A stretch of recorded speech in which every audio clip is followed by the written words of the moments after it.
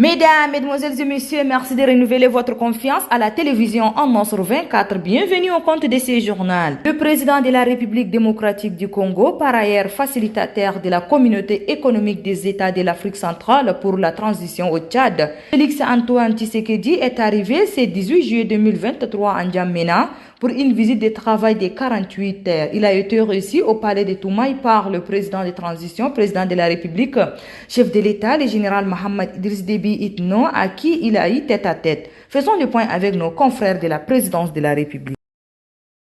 De l'aéroport international Hassan Diamous de N'Djamena, le président de la République démocratique du Congo et facilitateur désigné de la CAC pour l'accompagnement du processus de transition au Tchad, Félix Antoine Tshisekedi Tshilombo, est conduit directement au palais Toumaï.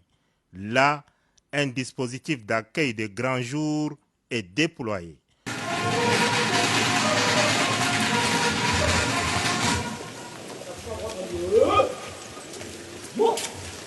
Le président de transition, président de la République, chef de l'État, général Mohamed Idriss Déby Itno, attendait son hôte au bout du tapis rouge. À l'entrée du palais, flottaient les couleurs de la République démocratique du Congo, du Tchad et de l'Union africaine.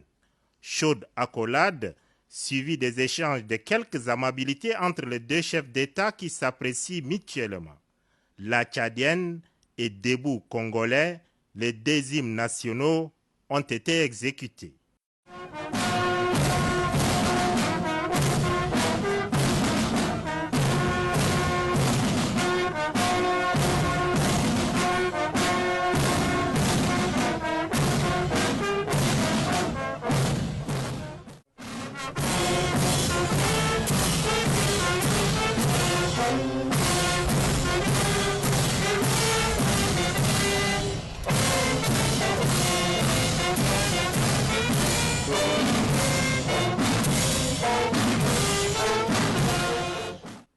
Ensuite, le président Félix Antoine Tshisekedi Tshilombo passe en revue le détachement de l'armée nationale tchadienne sous les ordres du commandant des troupes, le lieutenant-colonel Abdoulaye Dikwa.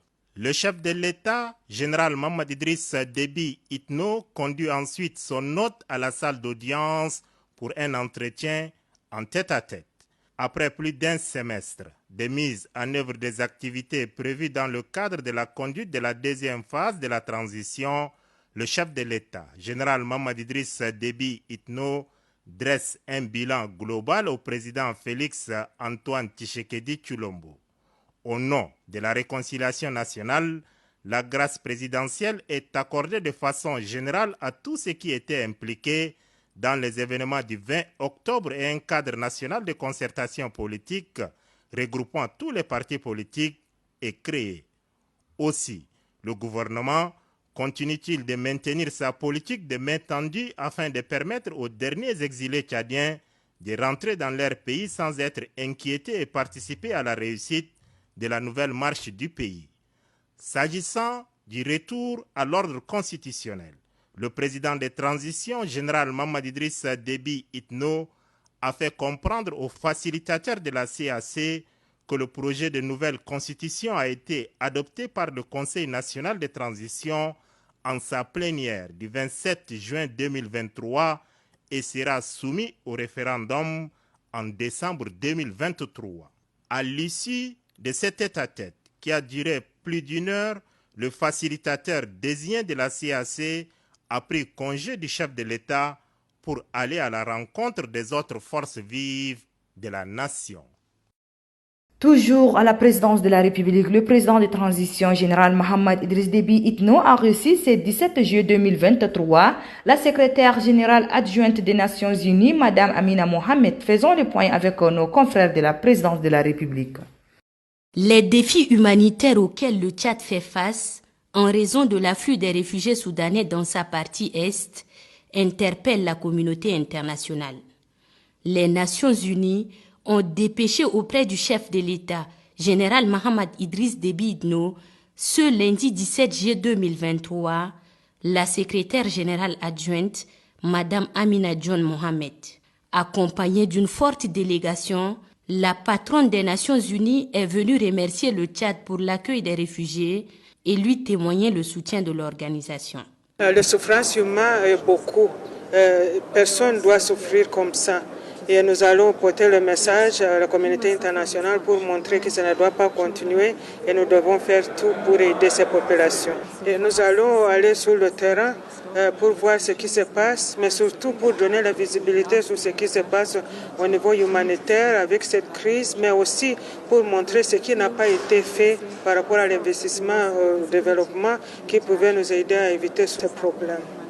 Occasion également pour la secrétaire générale adjointe des Nations Unies de saluer les efforts du pays dans la conduite de la transition politique et réaffirmer le soutien de l'ONU aux initiatives visant la consolidation de la paix et la démocratie. L'autre sujet que nous avons discuté, c'est sur la transition et nous avons noté le leadership du président sur ce processus, ce qui n'est pas facile. Et nous, comme Nations Unies, nous sommes là pour soutenir le processus jusqu'au bout. Les causes profondes de tous ces problèmes, surtout les conflits en Afrique, et parce que aussi il n'y a pas eu assez d'investissement dans le processus de développement. Et pour nous, nous allons porter ce message, surtout sur la conférence internationale sur les objectifs de développement durable, pour dire que c'est nécessaire que cet investissement dans le développement soit réalisé pour éviter tous les problèmes qui sont liés à ça. Le président de transition a exprimé sa gratitude aux Nations Unies dans la promotion de la paix et de la stabilité et a souligné l'importance d'une coopération renforcée entre l'État tchadien et les agences onusiennes afin de relever efficacement les défis sécuritaires et humanitaires. L'audience accordée par le chef de l'État à la secrétaire générale adjointe des Nations Unies témoigne de l'engagement continu du pays à coopérer avec la communauté internationale pour garantir la sécurité sociale tant au niveau national que régional. De la présidence de la République, rendons-nous à la primature où le Premier ministre de transition, chef du gouvernement d'Union nationale Saleh Kebzabo, a reçu ce 17 juillet 2023 l'ambassadeur extraordinaire et plénipotentiel de la Russie au Tchad, Vladimir Sokolonko. Les points avec nos confrères de la télévision nationale. Le sommet Russie-Afrique, deuxième édition, et le Forum économique et humanitaire Russie-Afrique, deux événements majeurs, sont attendus du 26 au 29 juillet à Saint-Pétersbourg en Russie. À quelques jours de la tenue effective de ces deux grandes rencontres qui mobiliseront de nombreux dirigeants, l'ambassadeur extraordinaire et plénipotentiaire de la Russie au Tchad, Vladimir Sokolenko, est venu s'entretenir avec le chef du gouvernement d'Union nationale, Saleh Kebzabo. Le sommet Russie-Afrique deuxième édition et le Forum économique et humanitaire Russie sera une occasion pour les participants de nouer de nouvelles relations et d'étendre les anciens cadres de coopération stratégique, économique, technologique et scientifique entre la Russie et les pays africains. Tout en se félicitant de bonnes relations entre son pays et le Tchad, Vladimir Sokolenko invite le Tchad à participer à ces événements. Nous avons discuté l'état et le futur du développement de notre relation bilatérale entre la Russie et le Tchad.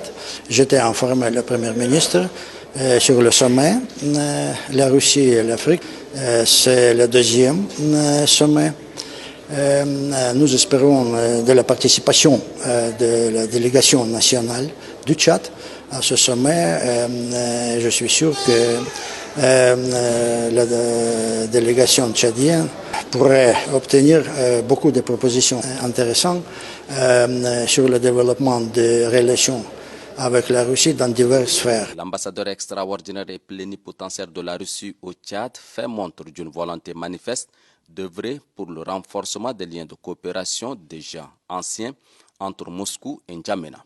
Il a affirmé au sortir de l'audience que son pays continuera d'appuyer le Tchad dans la voie du progrès en lui apportant son expertise variée dans bien de domaines. Plus de places seront accordées au Tchad pour la formation chaque année des cadres dans divers domaines. Une activité à une autre, le président de la Commission nationale chargée de l'organisation du référendum constitutionnel, Liman Mohamed, a fait ce 17 juillet 2023 un point de presse relatif au bilan de la dite commission a annoncé la formation du nouveau recrue. Suivez, il est au micro de notre reporter Moussa Mohamed. Je voudrais d'emblée vous dire que les activités préparatoires du référendum constitutionnel se déroulent à la satisfaction avec d'importantes étapes franchies depuis l'installation solennelle de la CONOREC, de la coordination technique et des démembrements locaux sur l'ensemble des unités administratives de notre pays. À ce jour, toutes les commissions locales, provinciales, départementales et sous-préfectorales sont installées. Dans les semaines qui suivront, les commissions locales, dans certaines de nos représentations diplomatiques et consulaires de l'étranger, seront mises en place et formées pour aborder la mise à jour du fichier électoral pour laquelle les préparatifs vont bon train et à un rythme satisfaisant. Les commissions locales de l'intérieur du pays installées ont accueilli dans toutes les 23 provinces du pays des formateurs qui ont présenté des modules de formation afin de mieux outiller les membres de ces commissions pour l'exercice de leur mission. La mise à jour de la cartographie électorale a été réalisée à ce jour, tout comme l'audit de fonctionnalité du système informatique de gestion du fichier électoral biométrique de notre pays. À la suite de l'audit, un contrat a été conclu avec une entreprise qualifiée, le groupement Satoris Yankee, pour la fourniture d'une solution complète d'enrôlement, de mise à jour, de déduplication et d'édition des listes électorales et de nouvelles cartes d'électeurs. Le groupement s'active depuis le 26 mai 2023, date de signature du contrat, à l'exécution de ses obligations. L'État ayant satisfait par ailleurs ses obligations contractuelles primaires. Les divisions techniques de la CONOREC et les agents du groupement travaillent sans désemparer pour le démarrage de l'opération de révision des listes électorales révisées ayant servi lors de la dernière élection présidentielle de 2021. En prélude à cette opération, un processus de recrutement des agents de différentes catégories a été lancé. Les résultats de l'évaluation des candidats ont été rendus publics le 15 juillet 2023 et les candidats retenus entament une formation de 48 heures pour compter du 18 juillet 2023, notamment pour ce qui concerne les administrateurs des concentrateurs provinciaux, les maintenanciers des kits et les agents d'enrôlement. Dans un entretien accordé à notre reporter Djoueri Abdoulaye Djido, le directeur général adjoint de l'association Betal Nadja invite les jeunes à se lancer dans l'entrepreneuriat avant de réitérer la disponibilité de son organisation à les accompagner. Suivez le directeur général adjoint William Kaldé au micro de notre reporter Djoueri Abdoulaye Djido. Betal Nadja est une association qui a été créée donc par beaucoup de structures, la mairie de N'Djamena, le patronat, les chambres de commerce, des privés, des petites et moyennes entreprises qui se sont mis ensemble pour un peu aider les gens dans le domaine de l'entrepreneuriat. Et donc en 2016, cette association a bénéficié donc d'un financement de l'AFD pour pouvoir mettre en place le projet d'appui à la petite entreprise. Avec donc cette phase, nous avons pu accompagner les jeunes et surtout les femmes dans le domaine de l'entrepreneuriat. Betal Nadja a des dispositifs, plusieurs dispositifs, parmi lesquels les plus connus sont donc la maison de la petite entreprise, il y a aussi le chèque service, il y a le hub IT et il y a le prêt d'honneur. Ces services-là sont tous imbriqués de telle sorte que lorsque un promoteur entre au niveau de Betal Nadja, a commencé donc avec la maison de la petite entreprise. Nous commençons ce que c'est que la sensibilisation. Parce que vous vous souvenez qu'aussi au Tchad, lorsque nous entrons à l'école, dans la tête de tout le monde, c'est de finir à la fonction publique. Malheureusement, le gouvernement ne peut pas contenir tous les jeunes et on est obligé de leur donner un autre chemin. Et cet autre chemin-là, c'est soit la formation professionnelle pour que vous puissiez vous prendre en charge, ou soit l'entrepreneuriat. Nous intervenons à ce moment-là avec la sensibilisation pour d'abord permettre qu'il y ait le changement de comportement, mais insuffler aussi cette idée que tout le monde ne peut pas aller à la fonction publique, mais tout le monde peut réussir sa vie autrement. Et ce autrement-là, nous le comprenons à travers donc l'entrepreneuriat. Et c'est ainsi que s'achève cette édition. Merci de l'avoir suivi. Au revoir et à demain. Bon suite de programme sur la télévision en Nostre 24. Merci.